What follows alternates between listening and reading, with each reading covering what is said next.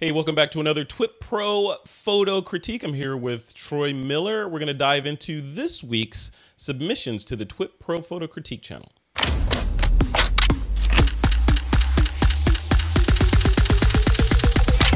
This is TWiP.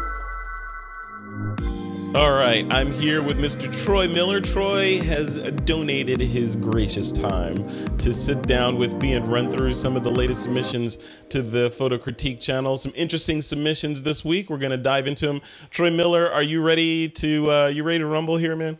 I am ready. Yeah. Did you see anything in today's submissions that got you all excited and ready to critique? Yeah, there's a bunch of good ones in here. I always love these because it's always like, ooh, I want to go do that shot, or I want to go, oh, I never thought of that. You know, there's always those. There's always those in here. So yeah, no, that's gonna be good. I'm excited to dive into these.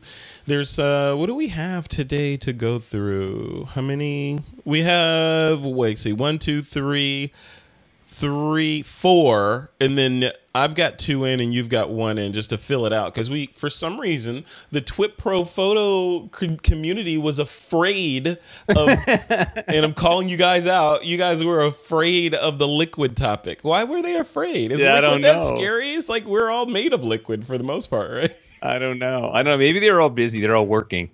They're all out. Yeah, I don't know. Yeah. All right. Well, what do you say we dive in? Let's do it. All right, let me bring up a preview here. This first one is from Chuck Meyers. He calls this one Golden Gate. What do you think of the Golden Gate? I know that bridge. I've been there once or twice. It's black and white, so it's my favorite already. The absence of color. No, I love this. You know, when this first came up, I was very excited. What a cool shot. I've never been on that side of the bridge. Actually hasn't photographed it hardly ever. So there's probably a lot of angles I haven't seen. The only thing that I would add to this is let's crop that foreground right up below the opening in the rock on the bottom. Just give it a little bit of base, but not much. That way we focus on the bridge itself and the top of the image. Mm-hmm. Other than that, you know, because this big out of focus foreground rock really doesn't add to the image, so let's crop that out. But yeah, I dig it. Good perspective. I like the middle ground, foreground, background. Yeah, I agree with you on we're cropping out that front rock. That doesn't really do much for me. It makes the image feel a little claustrophobic. But if you were to pan up a little bit, zoom in, pan up, or maybe just pan up and get more. I know the spire, the top of the spire of the pillar on the bridge is gone. It's in the fog. The fog monster is chomping on it. But just to give space for where it would be, I think is great, because all the leading lines from the bridge, and the Golden Gate Bridge is an iconic landmark. So people know that the spires go up pretty dang high, and those wires or the supporting cables there are pointing to where the bridge is. So if you give it space up there, it gives the eye a place to go to say, oh, okay, up there, there's more hidden goodness up there, and then you lose that rock in the foreground, like you said, that out of focus rock that's not really playing into the story. Yeah, and I'm just holding my hand up to the image. Like, you could crop almost below the base of that tower, maybe leave in a little bit of water. I mean, there's a lot of room in there to play with that you could crop. Yeah, and it tells a wonderful story. It's really nice. It's really well done. Yeah, that's one of the hard things, though. I mean, that's one of the hard things about shooting landmarks like this is. And you know, I applaud Mark for trying to get a different angle of this thing, because it's, you know, if you imagine a sphere around the Golden Gate Bridge and put, let's say, 1 million dots on that sphere, a photo's been taken from every one of those dots. Right, you know? Right. It's been taken, so it's hard to be like, you know, okay, I want to do something different without introducing other elements into the scene, like, you know, models or, you know, something else, other supporting characters, but just the bridge itself. I think landmarks in general are difficult to get shots of that haven't already been taken, right? I mean, that's one of the reasons why, you know, when I'm taking shots of landmarks, I'm always like, okay, all right, what to do? Maybe I'll just get a macro shot. Maybe I'll get on the Golden Gate and do a macro shot of a rivet, you know? There you go. Well, right? I mean, that's the thing though, is like take that shot that's different. Mm-hmm. At least isn't as common. You know, so this, I've never seen a shot from this angle. I'm pretty sure I know where this is, and there's a beach behind them, you know, behind this spot and everything. But I've never seen this shot framed with the rocks. So good job, Chuck. Good job. Yeah, very good. Very cool. All right, let's move on to the next image here. The next one is from Joe J. Joe J calls this one Summer Love. Wasn't that a was that a song, Summer Love or something? I don't know. By the Beatles, probably. Sounds like a B song that they'd have. There you go. Summer Love, Joe J. All right, so this is not in the liquid category, so we'll just... Not. Unless you consider that there may be moisture in the atmosphere, and humans are, 70%-ish made of water, then that could be the liquid. But no, he, in his defense, he did ask, he just said, do you want me to pull this one? Because it's not liquid-based. I said leave it in and submit one that is liquid, and he did that. So later in the video, we'll get to his liquid version. But we can still talk about this one, though. Oh, yeah, of course. You know, first and foremost, for me, I mean, this is a really amazing scene. You know, you've got a lot going on in this scene. I think that with the way that the toning has been done, that you're trying to get details in the bodies. And this is a really great silhouette. So don't be afraid to darken it up and allow that sky to really glow, keep the sun from overexposing as much as it is. The saturation in the sky is going to get better. You're still going to see the people in the profiles, and that's awesome. I would say you don't need all the space you have on the right, so let's crop that out a little bit. Yeah. Lower left-hand corner, you've got some heads in there. You can crop up from the bottom. That's fine. Go above his knees. We don't cut him off at the knees. And you've got this great environmental portrait. The top of his head on the left, it's really tight. You know, we really want to avoid, cutting people's head off unless you do it on purpose for tension. And then, it's summer love. So I'm thinking they need to be holding hands. They need to be snuggling a little bit closer, something of that nature. Yeah, that might be summer argument. Yeah, well, he's like, I really want to go to Rodrigo's for dinner. And she's like, again? Yeah. But it's, I understand. I shoot people all the time. I photograph them, and it can be tough. I would say if you can go back to this location, because the city in the background is really cool. Yeah. Put the couple farther to the right and let the, the landscape, the city to the left, and do a really beautiful silhouette. Get down a little bit lower, shoot more into the sky, make them a little smaller in the scene. It's very cool. Yeah, no, it's cool. This feels like, I wonder where this is. Oh, here it is. Let me read his description that he put in TWiP Pro. He says, I've been saving a trip to the Greenwich Observatory in London for a really nice sunset. This weekend was beautiful, so I made the trip. When I got there, I found all the people were enjoying the summer sun, much more compelling than the sunset itself. I was actually taking a shot of the sun starting to pass behind the buildings when this couple walked in front of me and started trying to work out before they wanted to sit together. They were compelling together, so I quickly shot these two before they lay down in the grass together. Cool. Very so cool. This is candid kind of photojournalistic street photography style. Yep. Yeah, so it'd be kind of hard to pose them. Yeah. You're not going back there. They might not appreciate that. No, you'll interrupt their summer fun. They're really cool. But take this image, Joe. Take this image, go back and do some re-editing. Crop that right side, crop the bottom up a little bit, and bring the exposure down. Allow them to go almost pure silhouette. And really, really focus on the sun and the sky, and bring that saturation up. I think you'll really like it. Yeah. Yep. I agree. All right, let's move on. Mark Harris has submitted an image. He calls this one Visible Flow. He said he made this while hiking in a park in Vermont. Let's bring that up. Here's Visual Flow. That is Visual Flow right there. So you know what I saw when I saw this? Well, I can't imagine. I'm trying to figure out what all those little floaty pieces I can see are. the liquid, so kudos for the liquid, Mark. But when I saw this, I thought polluted lake and those little white specks in there, I thought dead fish. That's what I was saying. I thought this is like visual flow from a sewage plant or from, you know, some sort of environmental disaster photo. That's what it kind of looks like. And that's because maybe if it was color in here, this is one of those instances where color would help inform what's going on. If there were color in here, I think I would know what those flecks were, and it'd be like, oh, those are just, you know, leaves from the tree that's overhanging this thing.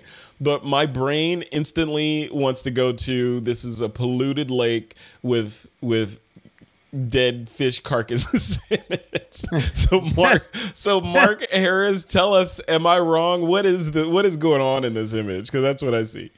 I'm wondering if it's like mossy, you know, and he just converted it to black and white and stuff. I mean, it's a really cool abstract, and there's really not a whole lot, you know, that I could suggest or add to this other than alleviating, you know, Frederick's dead fish theory. Yeah. You know, but this is a good example of how we perceive an image if we don't know what it is, or if there's a title that doesn't help us out, right? If this is just hanging on the wall, we're going to walk in and look at this and go, I don't even know what it is. Yeah. And maybe that's the intent, and that's then, you know, success there. Mm-hmm. Yeah, it's very abstract. Yep. I love the abstractness of it. I mean, I really do. I mean, I would almost see it maybe as like, you know, concrete or asphalt or something. I wouldn't know that it's liquid unless we knew that he said it was liquid. Yeah, I want to see the creature from the Black Lagoon, half of his head peeking up out of there. He's sort of looking at you. Or a Walking Dead zombie walking out of there, you know. I don't know. That's the mood my brain is in today. I don't know. Yeah. No, I agree. That would work for me too. Yeah. I know. You like that apocalyptic stuff, man. Come on. I do. All right. Well, cool. Well, thank you, Mark Harris, for submitting that and playing the game. The next one is from Troy Miller. And this is not liquid. You failed. No. In the previous show, you challenged me to do an ice cream cone on fire. I did, and this is fantastic, dude. You did a fantastic job. Let me bring this up here. This is crazy. Look at this. And I did have a liquid image. I just forgot to give it to you. Oh, okay. Look at this. That is. How did you make this, dude? Tell us the story of this image. It's hard to describe, but it's all in one shot, and it's an explosion of propane gas coming up through the cone. So I have this. I've built this system where I have an igniter and I have a tank and I have a little bit of it's not propane. It's it is propane, like from a torch, and just barely leaks a little bit of propane in there, and then I ignite it. Wow, how do you ignite it? With an igniter, a spark igniter. But how do you ignite it with a spark igniter and get out of the shot quick enough in order for you to capture this sort of Big Bang theory going on here? Arm's length. I got like a 6-foot arm spread, so I've got the camera and the remote, and then my hand over here on the igniter and the gas knob. So you turn the gas on, you turn it off, and you hit the igniter and go boom. Wow. And that flame's probably 10 inches high, maybe. Yeah. That is crazy. That is dangerous. Tell me you did this in the garage. Of course I did it in the garage. Okay. I can see you just like, let's let a little more gas flow. Okay, that feels like about right. Ignite, boom, you know. No. I'm pretty safe with it. I wear a face shield, and it's because it's a cone. The worst it's going to do, it's not going to build up pressure. It's got no place to go. Yeah. So it's going to break the cone, or it's going to come out the top. If this was closed in, and there's vents at the bottom, you can't really see them. So there's no pressure in there. It's literally just the propane, like when we were in elementary school, we used to use lighters in our hands, and you put a little gas and you go, poosh, you light it. That's it. It's more dramatic than that because it's bigger. But so kind of like when you're growing up with your brother and you light farts, kind of the same kind of thing. I cannot speak to that at all. That's a very politically correct answer. I can't speak to it. Doesn't confirm or deny. It's not in my best interest to comment on that. Oh, so long as that didn't happen on this image, I'm happy. No. That's great, man. That's fantastic. Great work. I love the colors in this. That is so. I see why you like shooting this kind of stuff, because it's random and it's unpredictable and it's unusual all at the same time. There are like sparks shooting up through it. There's the gas. There's blues and greens and turquoise and oranges and reds. All that in a split second, right? Yeah, and I shot like 300 images, and out of the 300 images, there was probably 5 that I really liked. Yeah, because they all react differently, and sometimes they'll blow. And this was in the garage, and it's hot, and I can't have a fan on because it blows the flame around. Yeah. So it's fun. It smelled really good because the sugar cones started to get hot, so it smelled like cotton candy. Yeah. How many of those sugar cones did you go through? I went through 2. Oh, okay, not too bad. Yeah, no, went through 2. Well, cool, man. Kudos. I like it. All right. For me, I have a shot in here titled. I think I shot this like a long time ago, like 9 years ago. Let me zoom in on it a little bit. There you go. I call this water hand, or hand in water, or something generic like that. And this was literally, I think I shot this while I was working at Apple. And this was me jumping in the shower before heading out to work. And, I peeked in the shower and I'm checking the temperature, and how you check it for temperature before you get in. And I saw that light coming through that window, hitting the water spray on my hand. I'm like, oh, that's great. So I grabbed my camera and literally snapped a shot, threw the camera down, and went showered and went to work. And this is the shot that came out of it. Yeah. So I dig it. It's cool, I dig right? it. Yeah, no, it's very cool. This is one of those neat abstract type images that everybody relates to right away. We know exactly what it is. Mm-hmm. It can be relaxing in a sense because, getting in the shower and, whether maybe you do it in the morning or the evening, but that's sort of a calming time. And it's really cool. It's got a nice story to it. I wish the hand was centered. Mm-hmm. I wish we weren't, so tight on the right side of the frame. Yeah. Yep. Camera right. A little Photoshop, you could add some space in there. Totally. Or just shoot it again. I think this needs to be redone. That my hand is 10 years older now, so I need to redo it. Yeah. 2009 is what the watermark says. Yeah. That was back when I was watermarking stuff too. Look at that evolution. That's not a very nice watermark, Frederick. It's not. Really just. I think this was when Lightroom first introduced the feature to do watermarking. So I was like, just put a little watermark on it. Go for it. Yeah. 2009. Yeah, that was a challenging year for digital. Yeah. But I dig it though. It's a really cool shot. This would be something. Do this again. Shoot this again. This would be really fun to see. I will. I'll definitely do it again. Cool. And then the next shot is also from me. This is a lower resolution one because I pulled it off of Flickr in the TWiP Flickr group, and I didn't feel like digging for them for the high resolution one. But this is shot in that same year, and I think this was shot at I want to say Yellowstone. I think it was at Yellowstone National. It's either Yellowstone or Yosemite. And, you see the water flow and you got your tripod with you. This may have even been handheld, to be honest with you. So, no. Yeah. No. I'm 90% sure this was handheld. 90% sure this was handheld. Yep. This is me holding my breath, arms, elbows tucked in, and breathe in, shutter button, hold. Yep. And then let go. So I'm pretty sure this was that shot. Because when we were hiking to this spot, I was lamenting the fact that I didn't have a tripod the entire time. So. Wow. No, it's possible. The water there flows super fast, especially when it's high. Yeah. I love these kind of shots. I mean, when I go, we just went up to Mammoth last year and Jackson Hole the year before that, and there was a ton of places. We were in Yellowstone, and there's a bunch of places like this, and I'm just always looking for that solitary rock with the water rushing around it, and And now what's crazy is you can do this with your iPhone and do a live photo and then just hit a button and it's smooth and it's gorgeous. Yeah, I know. I saw Photo Joseph demonstrate that on a YouTube video once. Yeah, and that was not possible when this shot was taken. That just goes to show you how fast this stuff moves. And, you know, I don't know. I have mixed emotions about this because it's like knowing how to do this shot. Like, I'm going to pick a slower shutter speed. I'm going to stand there. I'm going to hold my breath. I'm going to compose it right. I'm going to hold it down. Boom, boom, boom, boom. You know, it makes me feel better that, hey, I was able to create this, you know, and I made this image. And now it doesn't really take all that much knowledge to use your iPhone and get a shot that's similar or maybe even in some cases better than this shot, you know. Right. So should I feel bad or should I feel good that now the world is open to more people to get these kind of shots, or what? I don't know.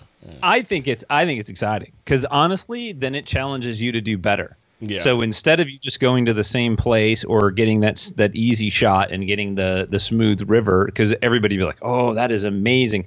Now you've got to go wait for the light to be perfect. You got to find the best angle.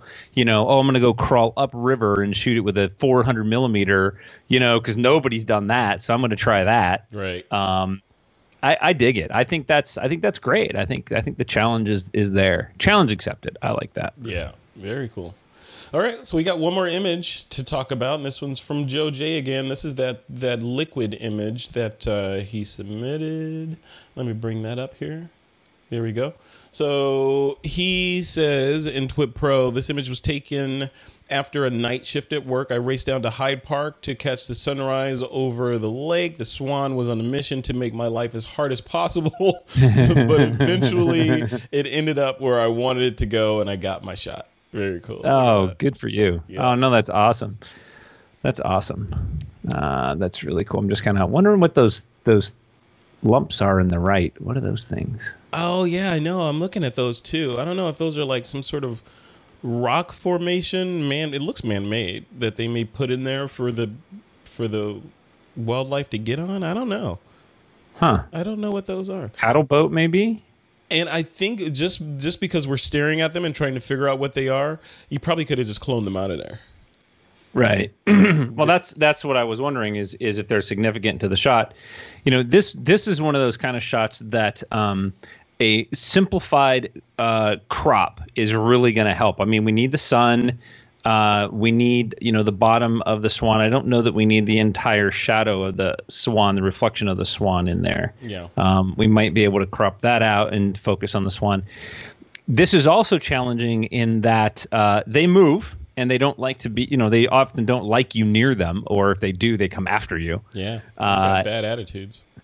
But you've got that horizon right across the top of his head, and this would have been ideal. And I realize that sometimes situation doesn't allow, but it would have been ideal if you were just a few inches taller or higher, so you could isolate the Swan against the water. Yeah. Yeah.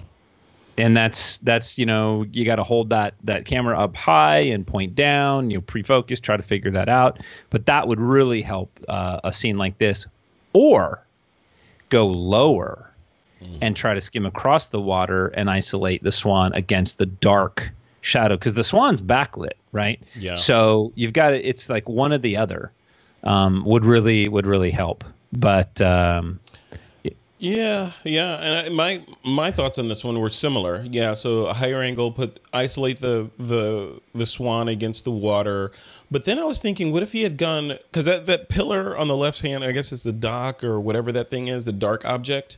That's not adding. Also, those two things we talked about in the beginning on the right aren't really adding to it. But what if he was able to zoom out? Because I like the reflection of the Swan in that area where the Swan is, but I want to see a little bit more of it. So if I could see a little bit more of the reflection of the Swan, which means extend the frame down a little bit and then crop vertically. What if you had cropped this vertically, so you just have, like, you cut it on the side where the let me see if I can draw a crop on this. I'm drawing a crop on the, you can't see this, Troy, but I'm drawing a crop on the in preview here. But if you cropped it so that you just cropped the weird stuff off on the right and you crop off that object on the left, and add a little more space on the bottom of the frame to see more reflection of the swan, I think that would have gone a long way. And then also, like we talk about in these critiques, what's the story, or who's the star of the show? Obviously, it's the swan. So why do we have all those understudy competing characters in there, you know, messing with the swan's limelight? So get those guys out of there. And so we can just know that, hey, this is all about the swan. There's nobody competing for attention in there.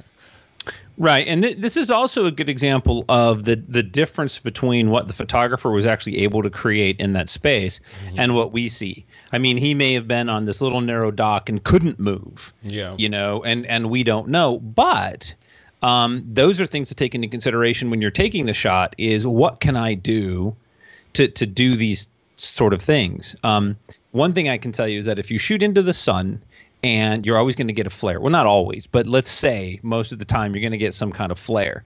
And the flare is always going to come down, you know, the center of the lens. And if your subject is there, you're going to get flare over your subject. Yeah. So, because I get this all the time, is I try to put the subject off to one side, the sun off to the other, try to get that flare not to cross my subject.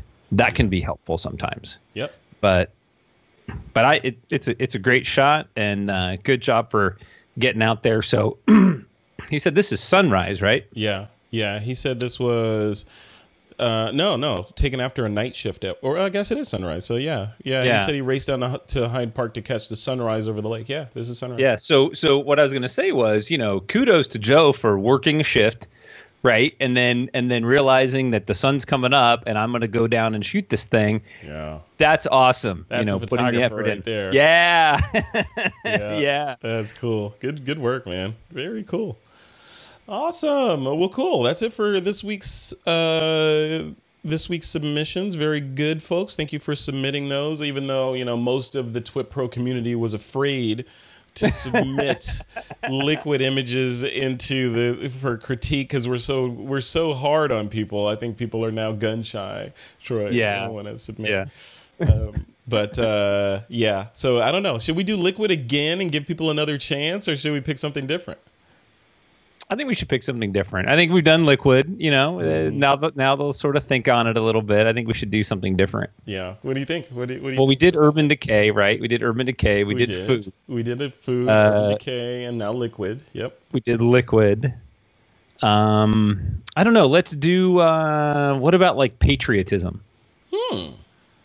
Patriotism. I like it. Yeah. I like it.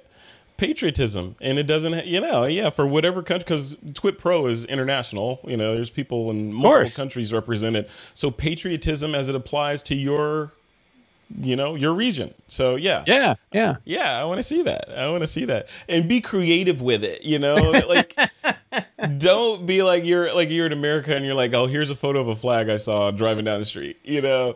Let's tell a story with the patriotism. Tell us something. Like, even if it could be a negative story, like, oh, I'm losing my patriotism because of X, Y, and Z, and this is how I feel about it. Or I'm more patriotic than ever now because of X, Y, and Z, and here's why, you know, boom, boom, boom, boom. Or be abstract.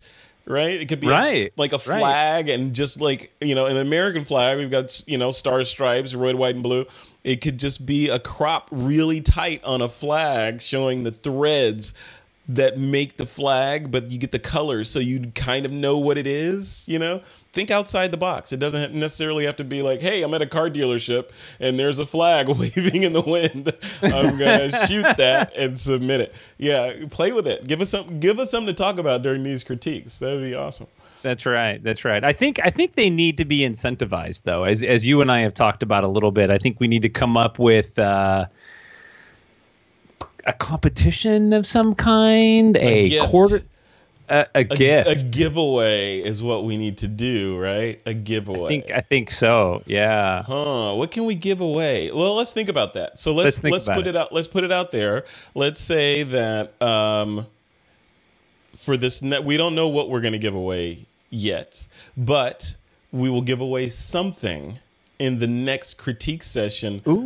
For the most creative and the best interpretation of this week's topic, which is patriotism, right? So Ooh, we don't know what it's yeah. going to be. It could be something little that Troy found at the dollar store, or it could be a Tesla 3, right? We don't know. Oh, yeah, right. Yeah, right. Boy, there's a wide range. Yeah, it's something in there. It's in that range. So more than $1, less than $50,000. So yeah, awesome. I think that'll be cool. All right, that's a good idea, right? So, Let's do it. Yeah, Let's do it. All right, cool. All right, any parting thoughts before we shut this off? No, everybody be like Joe. Go out and shoot. Yeah, be like Joe. Go out and shoot, and Go chase it. Yeah, just go get something, man. You know, there's shots everywhere. I need to heed my own advice and get out and use my cameras more. So I will do that this week. Yeah. Cool. All right, Troy Miller. Where should people go to look at the? Did you post that flaming ice cream cone shot anywhere yet? No, not yet. No, and I have a whole series I'm going to be working on. I'll probably put it on Instagram at Spicy Jello, and I'll probably post that one next. So, okay. All right. Well, that's it. That's it for this episode. The links to all these photos, as normal, will be in the blog post for this critique. And gauntlet thrown down for next week. The gauntlet is thrown. Let's see what you TWiP Pro people can do with patriotism. This should be interesting because, we've got people in Australia. I want to see what Australian patriotism looks like. What does it look like, Mr. Stampley? I'm calling you out. What does Australian patriotism look like, man? Come on. All right, man. We'll see you in the next one. All right. Take care, my friend. Peace. Bye.